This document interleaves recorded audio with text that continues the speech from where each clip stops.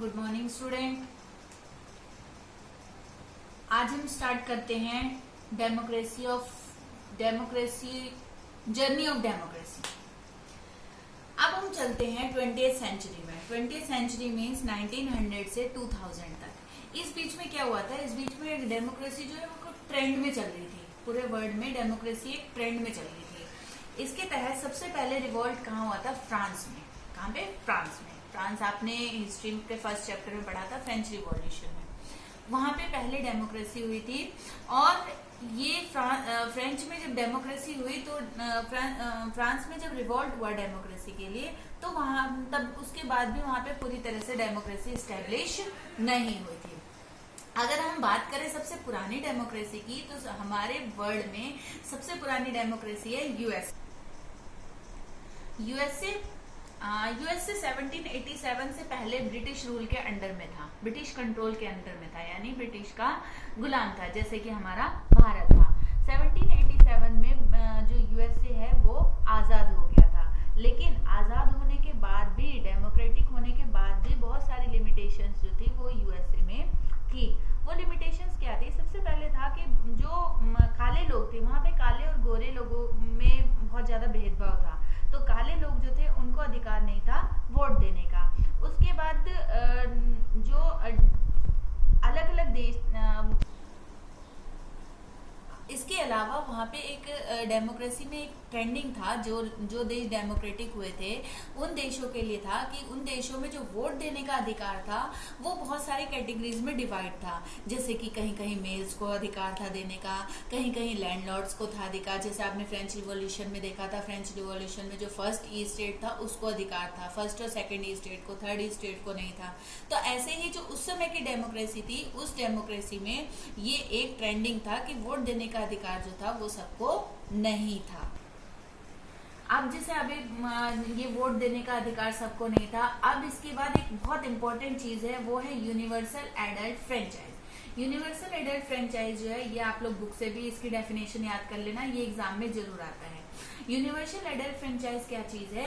इसमें क्या है कि हर 18 साल से ज्यादा का आदमी या हर 18 साल से ज्यादा का पीपल या देश की जनता जो है वो बिना किसी भेदभाव के, यानी कि मेल फीमेल, व्हाइट ब्लैक या रिच पुअर, बिना किसी भेदभाव के उसको अपने वोट देने का अधिकार होता है और इसमें वो अपने रिप्रेजेंटेटिव को किसी भी बिना भेदभाव के चुन सकते हैं। इसको कहते हैं यूनिवर्सल एडल्ट फ्रेंचाइज। हमारे वर्ल्ड में सबसे पहले यूनिवर्सल एडल्ट फ्रेंचाइज अडॉप्ट किया था न्यूजीलैंड ने। न्यूजीलैंड पहला देश है जहां पे यूनिवर्सल एडल्ट फ्रेंचाइज जो है वो शुरू हुआ था। अब ये सारी जर्नी जो है, ये डेमोक्रेसी की सारी जर्नी जो है, ये जर्नी है बिफोर 1900 से पहले की।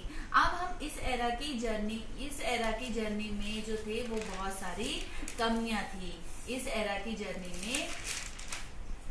अब ये 1900, अब हम पहुंचते 20th सेंचुरी में।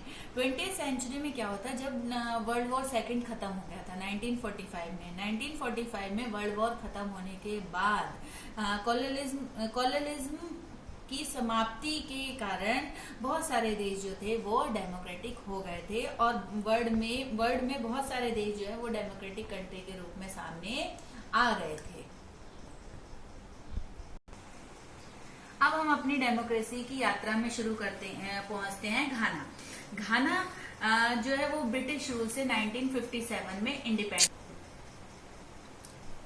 घाना ब्रिटिश रूल से 1957 में आजाद हो गया था और इसके आजाद होने में इसके आजाद होने में एन कुरमा जो था वो वहां का एक लीडर था जिसने बहुत बड़ा योगदान दिया था, जैसे कि हमारे देश में महात्मा गांधी ने दिया था। अब जब घाना आजाद हो गया, घाना के आजाद होने के बाद वहां पे इलेक्शंस हुए और इलेक्शन तो हुए, लेकिन इन इलेक्शन में नरकुम्मा जो था वो जीत भी गया था, लेकिन उसने वहां पे फिर दोबारा इलेक्शन नहीं होने दिए। बच्चों ध्यान से सुनना, नरकुम्मा जो था उसने वहां के रिवॉल्ट में, वहां की आजादी के लिए बहुत बड़ा संघर्ष एन खुरमा जो था उसने वहां पे आजादी के लिए काफी बड़ा योगदान दिया। वहां पे इलेक्शंस हुए, वो इलेक्शंस में जीता और वो प्रेसिडेंट बना, लेकिन उसने फिर वहां पे इलेक्शंस नहीं होने दिए। जब उसके हाथ में गद्दी आ गई, सरकार आ गई, शासन आ गया, उसके बाद वो क्या बन गया? सेल्फिश बन गया। सेल्फिश बनने के बाद उसने अपने आप को वहां पे फॉरएवर के लिए प्रेसिडेंट घोषित कर दिया कि अब हमेशा मैं ही राज करूंगा, मैं ही शासन करूंगा। लेकिन जब बच्चों देखो, जब कोई सेल्फिश हो जाता है, कोई जब इतना ज्यादा डिक्टेटर हो जाता है तो हमेशा ही उसका अंत होता है, जैसे कि रामायण में रावण का हुआ था। 1966 में क्या हुआ? मिलिट्री कूप ने घाना पर कंट्रोल कर लिया। मिलिट्री जो थी वहां की, घाना की जो मिलिट्री थी, उसने घाना पे पूरी तरह से अधिकार कर लिया। और अभी पिछले कुछ ही सालों पहले जो है घाना जो है वो एक डेमोक्रेटिक नेशन बना था। हाँ।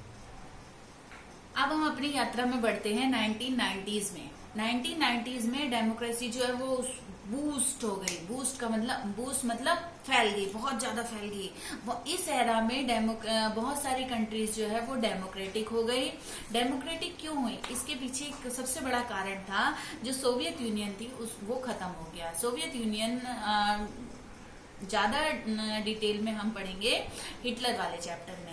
तो सोवियत यूनियन जो था वो खत्म हो गया, उसका वो टूट गया और ये टूट करके अलग अलग 15 कंट्रीज में बट गया। और इसका असर भारत पे भी पड़ा। भारत के आसपास भी हलचल हुई। ये हलचल क्या हुई? इसमें पाकिस्तान और बांग्लादेश जो है 1990s में भी डेमोक्रेटिक बने थे।